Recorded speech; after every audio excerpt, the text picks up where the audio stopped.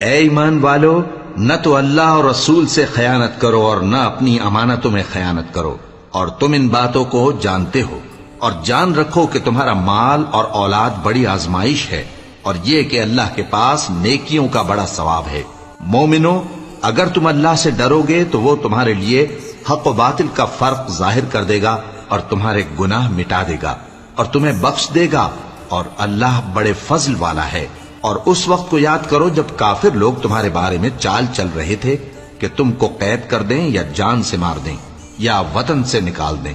تو ادھر تو وہ چال چل رہے تھے اور ادھر اللہ تدبیر کر رہا تھا،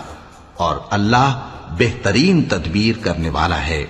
اور جب ان کو ہماری آیتیں پڑھ کر سنائی جاتی ہیں تو کہتے ہیں یہ کلام ہم نے سن لیا ہے، اگر ہم چاہیں تو اسی طرح کا کلام ہم بھی کہہ دیں، اور یہ ہے ہی کیا، صرف اگلے لوگوں کی حکایتیں ہیں۔ اور جب انہوں نے کہا کہ اے اللہ